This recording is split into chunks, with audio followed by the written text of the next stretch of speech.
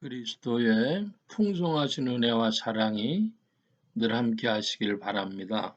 오늘 이 아침에는 생명의 삶 큐티 5월 28일자 신명기 25장 1절로 10절까지의 말씀을 살펴보려고 합니다. 오늘 말씀의 주제는 하나님이 사람과 피조물을 다 보호하시는 하나님이시다. 는 말씀이 주제가 되겠습니다.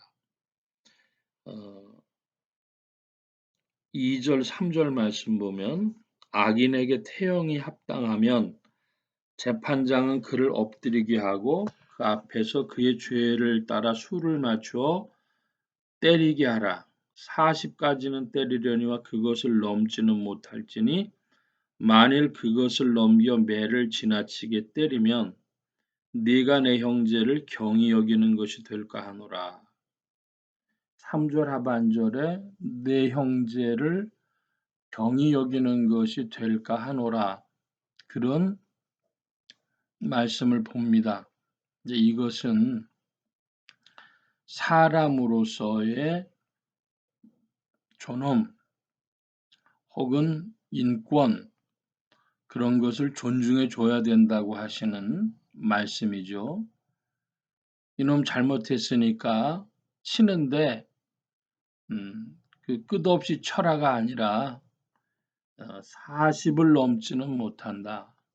그 사람이 감당할 범위 바깥이라고 하는 것입니다. 그래서 지금 흔히 말하는 형사정책적으로 우리 한국에는 아직 사형제도가 법률적 폐지가 된 것은 아니죠. 실제적 폐지는 돼 있지만은 그러나 미국 같은 나라는 법률적 폐지는 됐지만 그 사람의 죄에 따라서 700년 뭐 이런 형벌도 내립니다. 그러니까 죽은 후에 묘지에다가 이제 줄을 둘러 가지고 그곳에 들어갈 수 없다. 이렇게 사람에게 경계를 주는 것인데요. 이 그 형사 정책적인 문제를 좀 더 생각해 봐야 할 여지가 있다고 하겠습니다.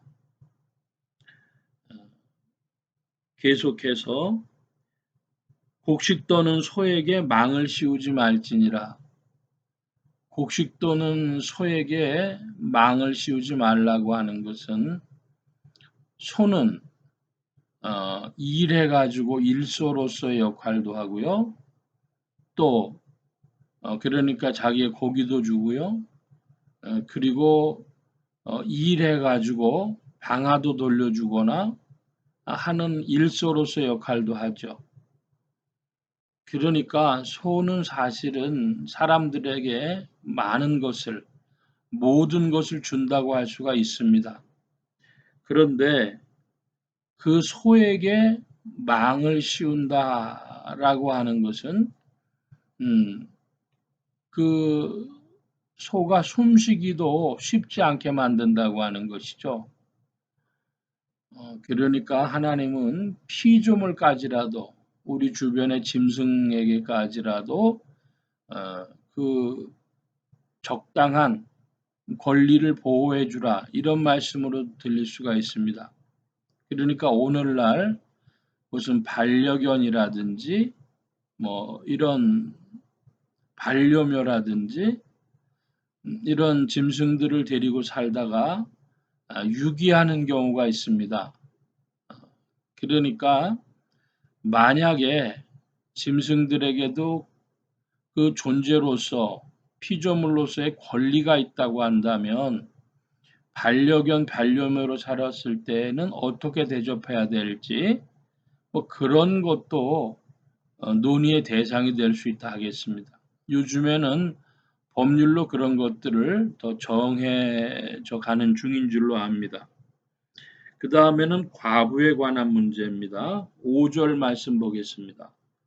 형제들이 함께 사는데 그중 하나가 죽고 아들이 없거든 그 죽은 자의 아내는 나가서 타인에게 시집가지 말 것이요 그의 남편의 형제가 그에게 들어가서 그를 맞이하여 아내로 삼아 그의 남편의 형제된 의무를 그에게 다 행할 것이요. 그랬습니다.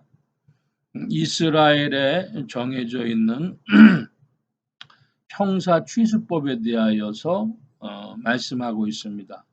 형이 죽으면 동생이 그 형수를 아내로 맞아서 형네 집안에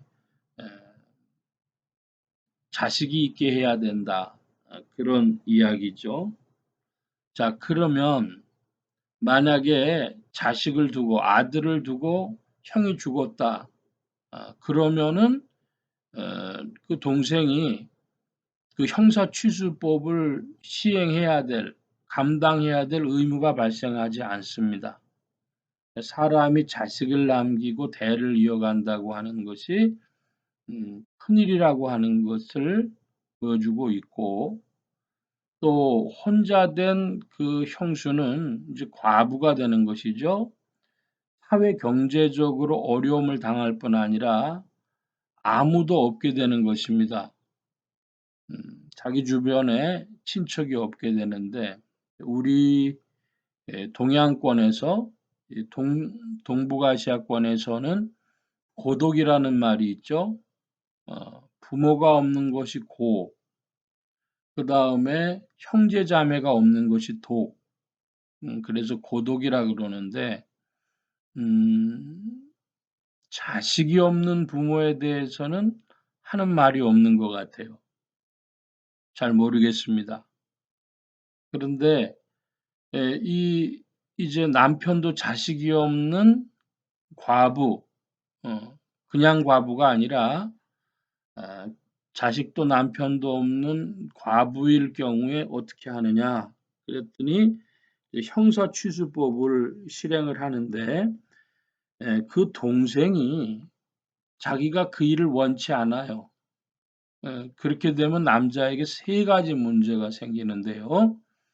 첫 번째 법으로는 어, 경제적인 문제도 약간 있을 것이고 자식을 낳아봐야 자기한테 별 유익이 없을 것이고 자기 이름으로 아니라 형 이름으로 하니까 어, 자기에겐 유익이 없는 것이고 세 번째로 또 부인을 더 두게 되니까 어, 부인의 그 끼리에 알력도 있을 수가 있는 것이죠.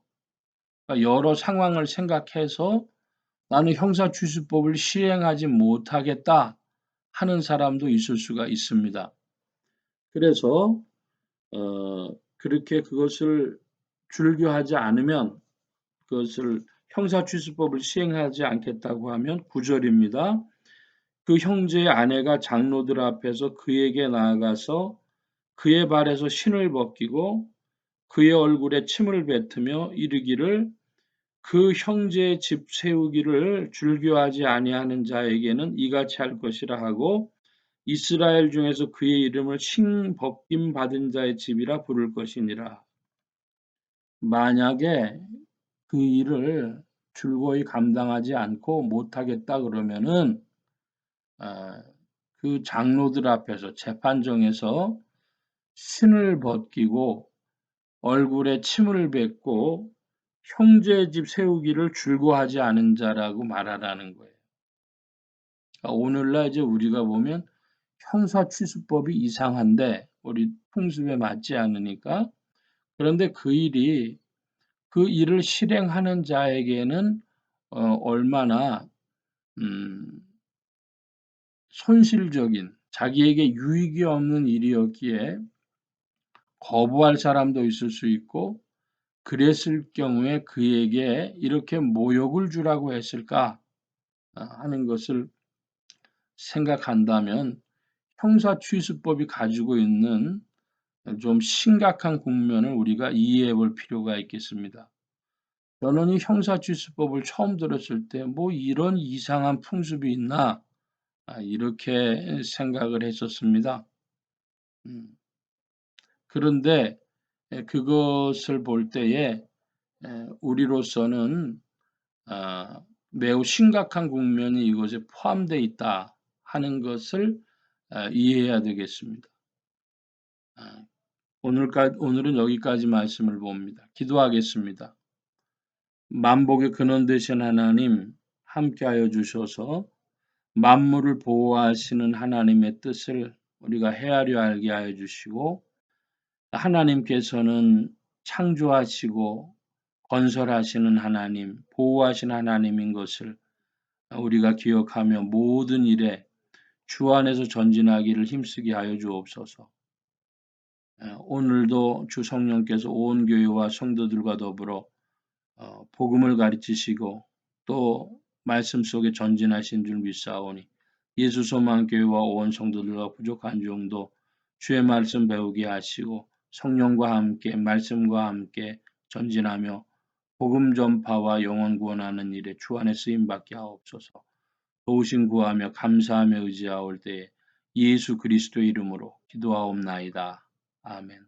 하늘에 계신 우리 아버지여, 이름이 거룩히 여김을 받으시오며 나라의 마옵시며 뜻이 하늘에서 이루어진 것 같이 땅에서도 이루어지이다.